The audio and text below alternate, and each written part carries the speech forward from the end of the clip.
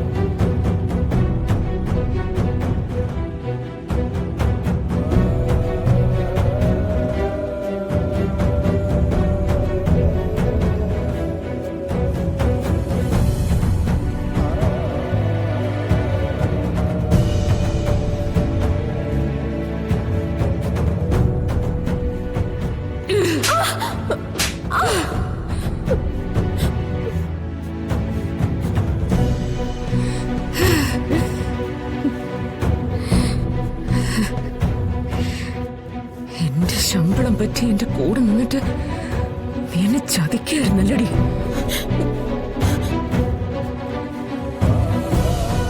ഈ വീഴ്ചയിൽ നിന്നും ഇവളെ എഴുന്നേക്കുവാണെങ്കിൽ നീ ഒന്ന് പറഞ്ഞേക്ക. ഇനി എന്റെയോ എന്റെ മകളുടെയോ നിഴൽ വീഴുന്നിടത്ത് പോലും അവളെ കാണാൻ പാടില്ല എന്ന് മനസ്സിലായോടെ നിനക്ക്?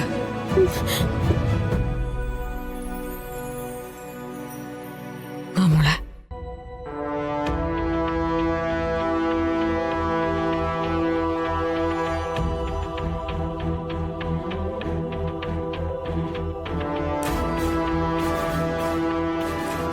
മാഡം, അയ്യോ മാഡം, മാഡം എഴുന്നേക്ക്. മാഡം, മാഡം, മാഡം, മാഡം കണ്ണു തുറക്ക്. മാഡം, മാഡം, മാഡം, മാഡം എഴുന്നേക്ക്. മാഡം,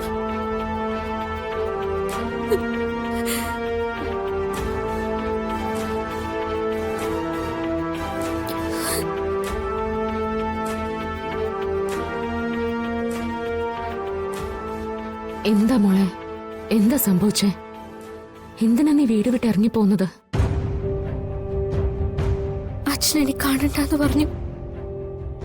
മുത്തശ്ശി അവിടെ നിന്ന് നാട്ടി ഇറക്കി വിട്ടു. എന്നിട്ട് എന്താ നീ എന്നെ വിളിക്കാത്തെ? എന്താ എന്റെ അടുത്തേക്ക് വരാത്തെ? നീ എന്റെ മകളാണെന്ന് ഞാൻ പറഞ്ഞിട്ടില്ലേ? എന്ത് പ്രശ്നമുണ്ടെങ്കിലും എന്റെ അടുത്തേക്ക് വരണമെന്ന് ഞാൻ പറഞ്ഞിട്ടില്ലേ നിന്നോട്? ഞാൻ എല്ലാവർക്കും ഒരു ശല്യ.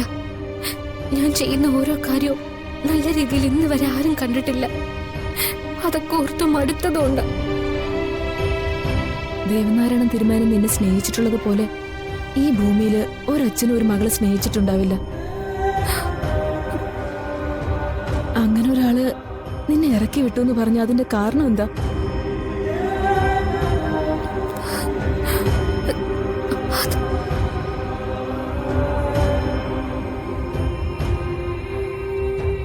ഇതെന്തായി കാണുന്നത്?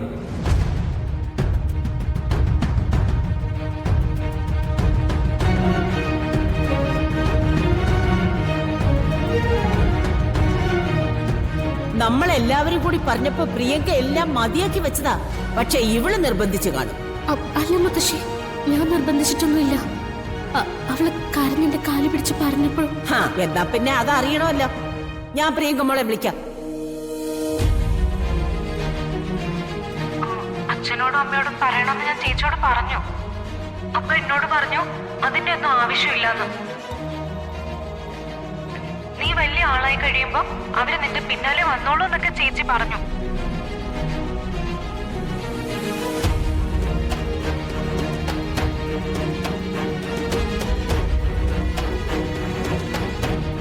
ദൈവം വാക്ക് മാറ്റിയാൽ പോലും നിന്റെ വാക്കുകൾക്ക് മാറ്റം വരില്ല എന്ന് വിശ്വസിച്ചിരുന്നവനാ ഞാൻ. ജീവശ്വാസം പോലെ നിന്നെ സ്നേഹിച്ചിരുന്ന എന്നെയാ നീ ചതിച്ചത്. ആ നിന്നോട് ഒരിക്കലും ഞാൻ പൊറുക്കില്ല. കടന്നു പോയെന്റെ മുന്നിൽ നിന്ന്. പറഞ്ഞത് കേട്ടില്ലടി. ഇനി എന്തിനാ നീ നോക്കി നിൽക്കുന്നേ? ഇറങ്ങ, പടിക്ക് പുറത്തിറങ്ങാൻ.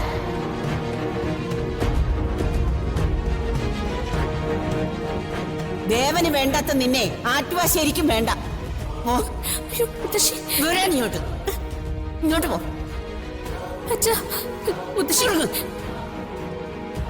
ഇറങ്ങടിയാ ഞാനൊന്ന് പറഞ്ഞോട്ടെ. അങ്ങോട്ട് ഇറങ്ങാൻ. പോടി അങ്ങോട്ട്.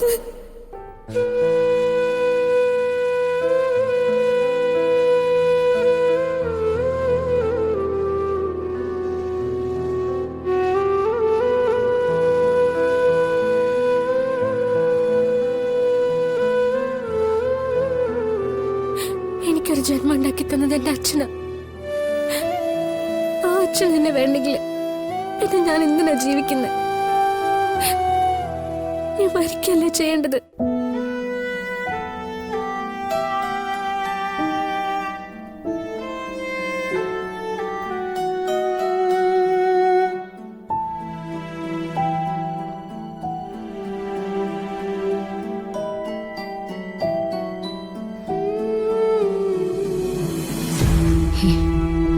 അമ്മയുടെ മോൾ അങ്ങനെ ഒന്നും ചിന്തിക്കരുത്. അവൾക്ക് ഞാനുണ്ട്. രാധികയുടെ ജീവിതത്തില് എന്നും ഒരു വിലങ്ങ് തടിയായിരിക്കുന്നത് പ്രിയങ്കയാ. ഇപ്പൊ പോലും ചെയ്യാത്ത തെറ്റിന് ശിക്ഷിക്കപ്പെട്ടല്ലേ രാധിക നിൽക്കുന്നത്. മോളെ, ഇനി അമ്മ നോക്കിക്കൊള്ളാം നിന്നെ. നിനക്ക് നേരെ വിരൽ ചൂണ്ടാൻ ഇനി ആരും വരില്ല. അമ്മയ്ക്ക് നിന്നെ കണ്ടെത്താൻ കഴിഞ്ഞല്ലോ. അതിന് ദൈവം സഹായിച്ചില്ലേ?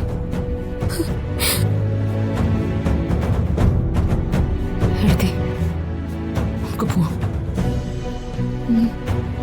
മോള് വാ.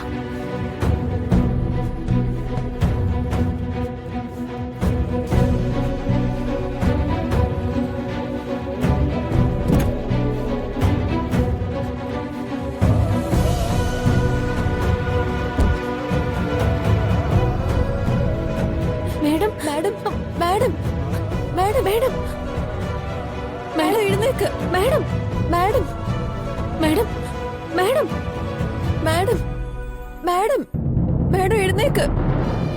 മാഡം മാഡം സോണിയ, എത്രയും പെട്ടെന്ന് നമുക്ക് ഇവിടുന്ന് ആശുപത്രി പോയേ പറ്റൂ. ശ്യാമ മാഡത്തിനെ ഇങ്ങനെ ഞാൻ ഒരിക്കലും കണ്ടിട്ടില്ല. ഇനി നമ്മൾ അവരെ ഭയക്കണം. കൈ കിട്ടി അവര് നമ്മളെ തീർത്തു കളയും. ശ്യാമയെ കുറിച്ച് ഞാൻ പറഞ്ഞു കേട്ടിട്ടേ ഉള്ളൂ. കരയെ മാത്രം അറിയാവുന്ന ഒരുത്തിന്നാ ഞാൻ വിചാരിച്ചേ. പക്ഷേ ഇനി നമ്മൾ സൂക്ഷിച്ചേ പറ്റൂ.